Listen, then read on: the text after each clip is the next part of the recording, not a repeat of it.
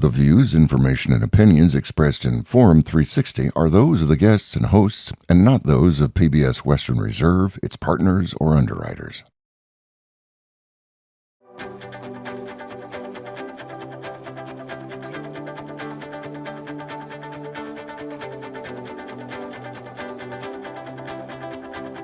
Welcome to Forum 360. I'm your host, Leah Love, where we have a global outlook from a local view. Today, I am so excited because we are going to talk with Miss Ramona Hood about delivering success.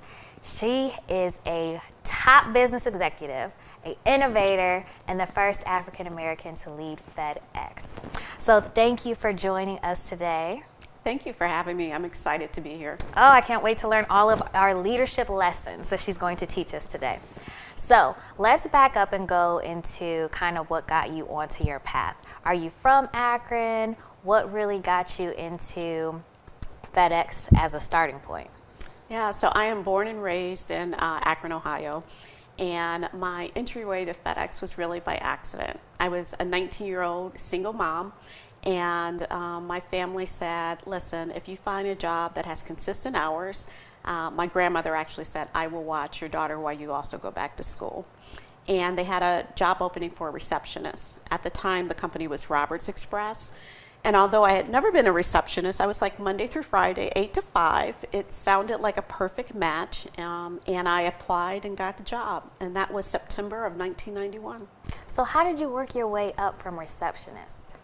You know, one of the things that I accredit the organization with is really promoting an opportunity of learning from within and getting opportunities and projects. I found myself doing the receptionist job for about a year. They had a job opening in the safety and compliance department, and I applied there, and within a couple years I had my first mentor, someone who looked at my work and thought I had a lot of potential and wanted to talk to me about it. And that conversation just, I would say, opened up a pathway for me of basically doing whatever I wanted to do.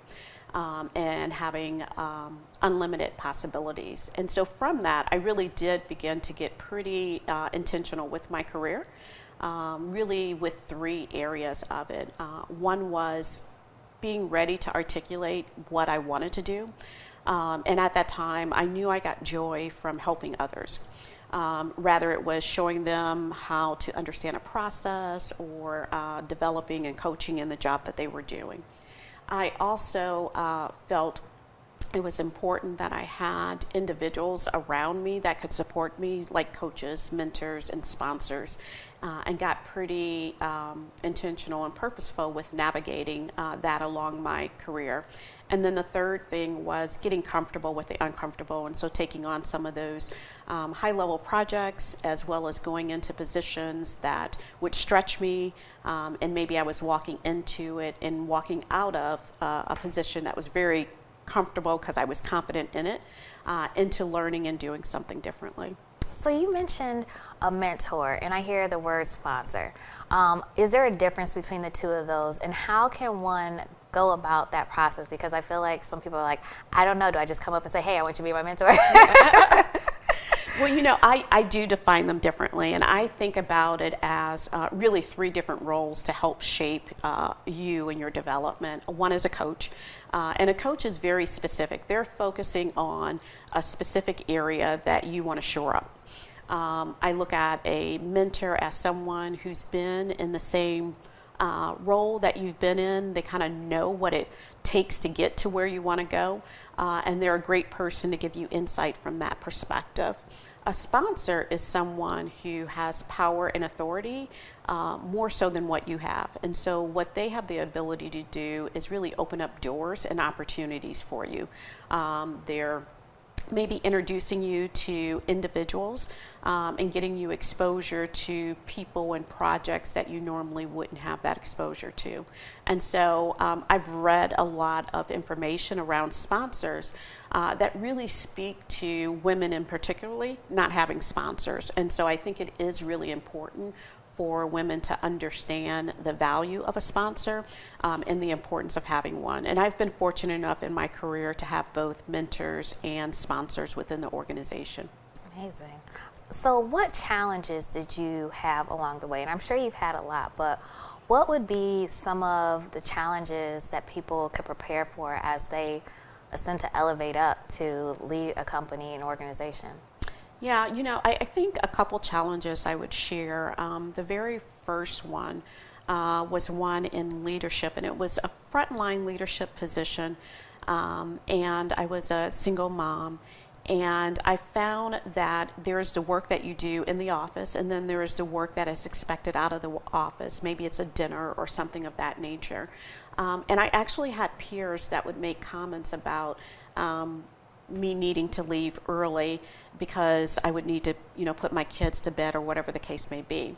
And that wasn't the case. I had good family networks to help support me. And it was clear in my family that I also had goals around a career. And I knew that important conversations happened in those different settings and wanted to be there. And so almost this, if you will, I'm going to say unconscious bias around the gender of women and the time and the commitment that they can give versus their counterparts. I certainly experienced that early on in my career. As my career continued to progress, I would say, at a certain point in your career, I think everyone gets a little bit of the inner critic where you start to doubt yourself.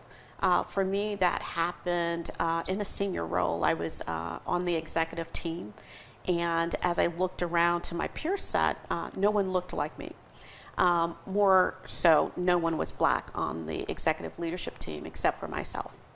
And it started to create this self-doubt, like, am I worthy to be at this table, helping to shape decisions that would impact the entire organization. And the solution to that was, again, I was fortunate. I had a sponsor who I shared that situation with. And although they didn't have a remedy for me or a solution, they did actually introduce me to someone outside of our organization who ran their own business, who looked like me. And as I started to meet that person and get to know them and see their authentic way of leading, it made me feel more comfortable about who I was.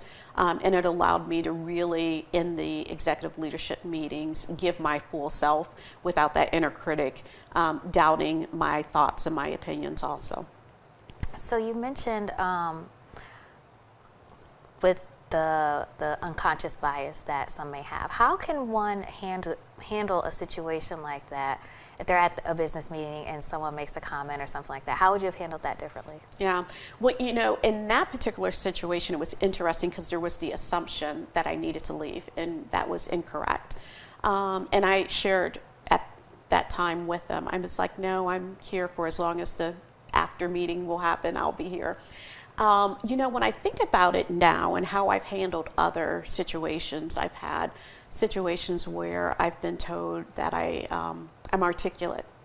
And I'm in a place where now I'm very curious what would make someone give that as a compliment. And it's something I would ask someone, what would make you give me that particular compliment?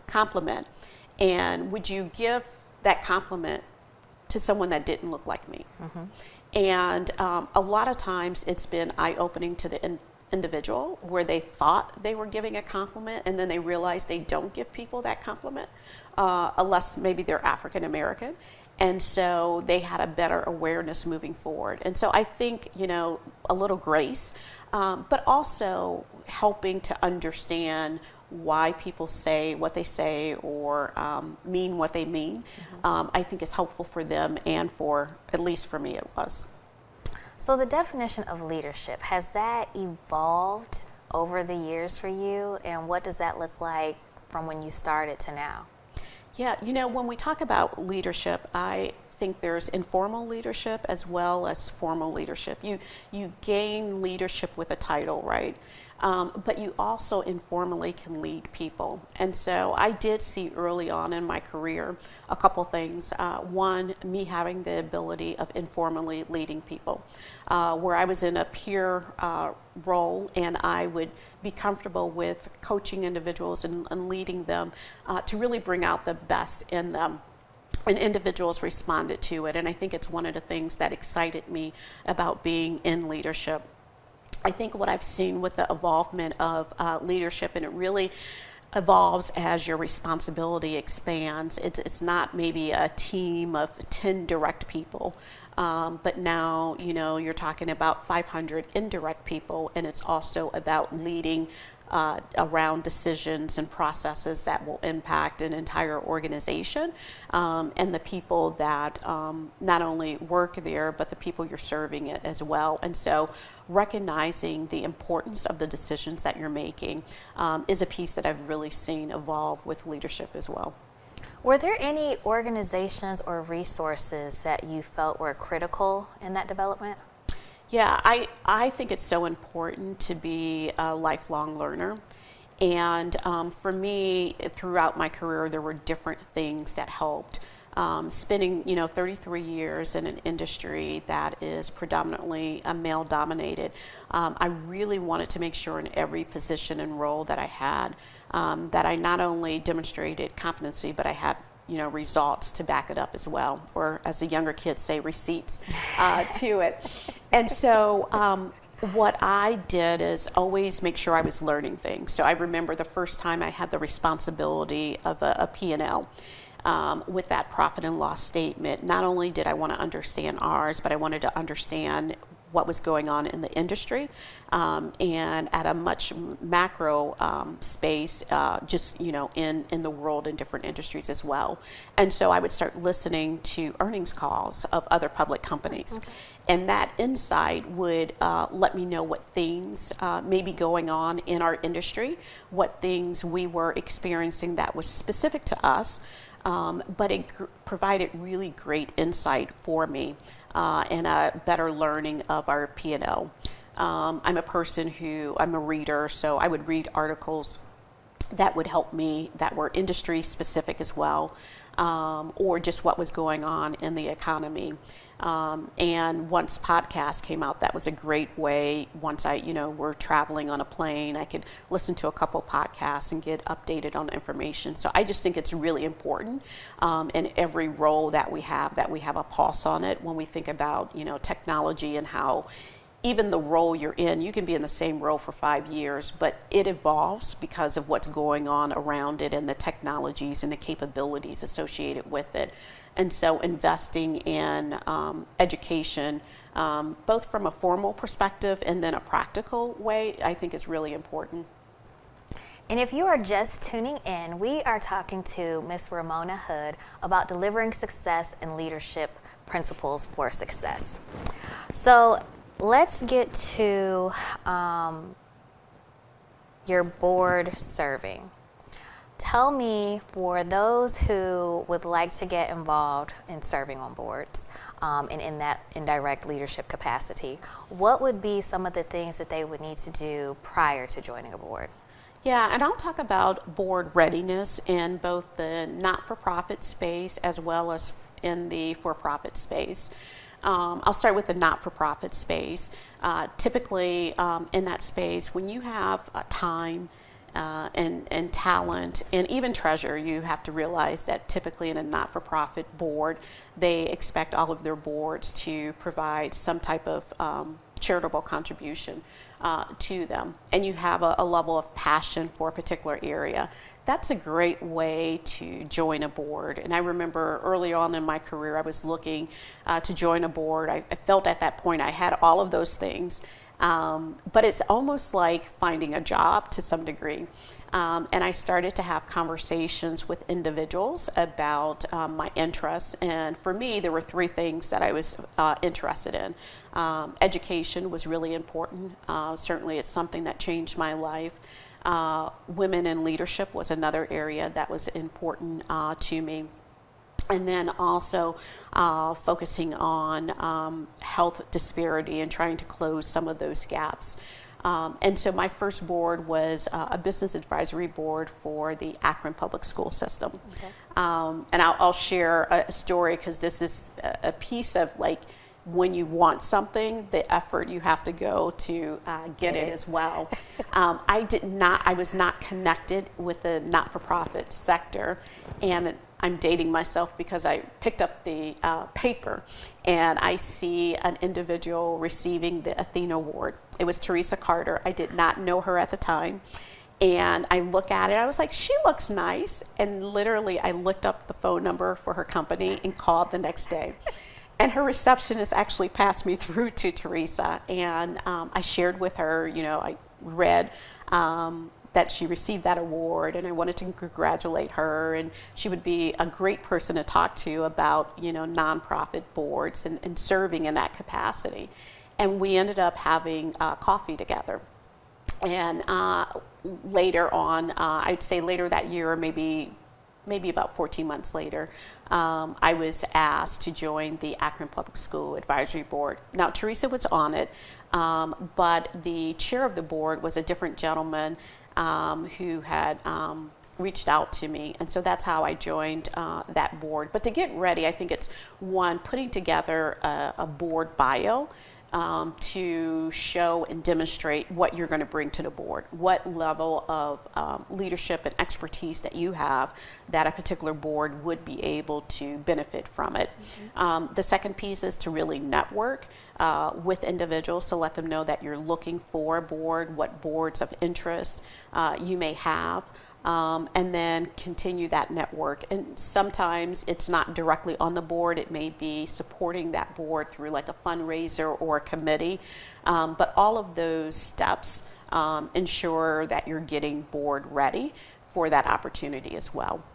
So that's on the not-for-profit side. And then on the for-profit side, this is something that I remember doing my executive MBA. And we actually had a class that was around corporate governance. And we talked a lot about the board of directors.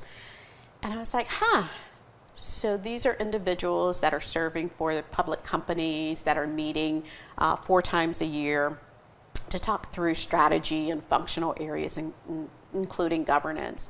But I really didn't know a lot more than that at that time. And so I started to explore it and was really interested in that, and actually thought this could be my second career, a portfolio of corporate boards. And so to get ready for that, I did a couple things. There's most boards are looking for C-suites. They're also looking for specific technical background, especially like a CFO, is something that's really looked for. And once I was in a C-suite position, I then did a board readiness with Deloitte, had a woman board readiness class that I did. That was about a 6 months to 9 month class. And what it did is really walk you through the process so you had a better understanding of the interview process, how those positions came about. The majority of them, over 60%, are word of mouth. So it's the directors that are on them that are identifying individuals. And then the other 40% come from some of the larger headhunters that are working to fill those positions. And so I took the approach the same, really focused on getting board ready, getting a board bio, which is different than what your work bio would look like. And Deloitte was great in helping with that. I did a draft. They gave me feedback on it. And then opportunities started to come my way for that. Some of it was timing driven. I joined my first board in early 21, but it was 2020 when I started to get calls about it. And for me, it was really finding a board that wasn't trying to be prescriptive because of the racial uncertainty that had happened and the injustice with the murder of George Floyd, but really finding a board that had a really good fit. And were really looking for my skill sets and talent. And I was able to find a board that had diversity. So this was only just a couple years ago you were just getting into corporate? Yes. Okay. Yes. So my very first one was in 21. Okay. Since then, I've expanded my board portfolio. I serve on the Federal Reserve Bank of the 4th District, as well as an early stage technology company in the space of supply chain. It's a venture capital backed private company. I joined their board last year. And so that is a space for me as I think about, my next chapter, having a portfolio of boards that allow me to, again, contribute to the organization and support their governance as well. That's amazing. Were there any other places that you found for prep other than Deloitte that you considered a good resource? Yeah, there are probably a handful of other organizations that do board readiness. Some of them have a fee associated with it. Deloitte, which Deloitte does it across the U.S. I happen to do the one in Cleveland, and it was a program, it's invitation program that didn't have a fee to it. And for me, with the timing of everything, it worked well. But there's organizations like National Association of Corporate Directors where you can get certifications as well as part of your board readiness. Okay, perfect. Okay, so I want to get a couple more of your leadership lessons. So did you develop any non-negotiables, habits or disciplines that you felt like they kept you sharp as a leader? They kept you driven, they kept you on the path of where you were trying to go?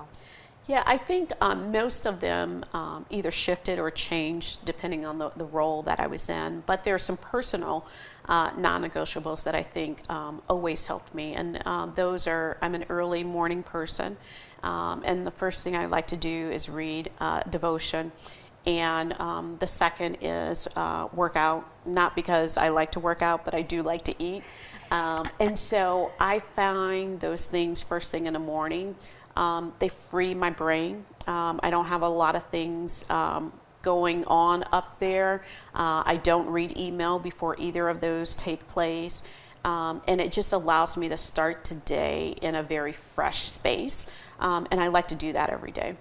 I was listening to someone and she said, you can't control your day, but you can control your morning. And she was like, get those two things done and you'll be okay the rest of the day. Yeah, it's, I've taken a twist to it. I've been retired for 1.5 years now. And so my mornings can also be slower than what they were before. And several months ago, I found myself, I did that, I worked out, and I'm drinking a cup of coffee and nothing else. And I looked down at the clock on my phone and I was like, I have just had a cup of coffee for 25 to 30 minutes and did nothing else. I don't think I've ever done that in my life. And so, of course, my type A personality, the next day I set a timer. I'm like, I'm going to do that again. It did not work that way. But yeah, I think there's something about being able to control your mornings. And even when my daughters were small, that waking up and no one else being awake and having that quiet morning really made a difference to the chaos that was going to start any moment. Okay, so speaking of retirement, how did you know and how can someone know it's time to transition when you make that step?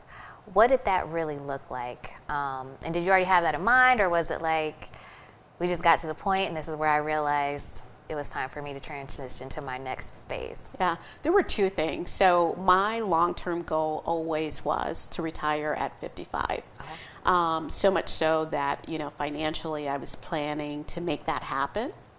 And so I remember with my financial advisor, in my early 30s, they do modeling and they're like, no, your chance is 20%. And in the model, they're like, I want to push out the age. I was like, I don't want it in the universe. You tell me what I need to do to get to that number, but I don't want the modeling to go further out. Because I really believe in what you manifest and what you say. Those are the things that are going to happen. And so that was a piece of it, financially preparing and planning. I actually retired at 52. Oh, wow. 52. Yeah, I had to remember, how old am I? I'm 53, so 1.5 years ago. I could have been 51. So a little bit earlier than the 55. And I would say there were some signs that said now is the time. The first was doing some of the work that I was doing and really feeling like I was dealing with individuals I didn't want to deal with. And I remember after a meeting reaching out to my financial advisor and I said, okay, you've told me at 55 I can do it. Can you run the modeling and let me know if there's an age sooner than that? And she came back and she's like, you can retire now. Okay.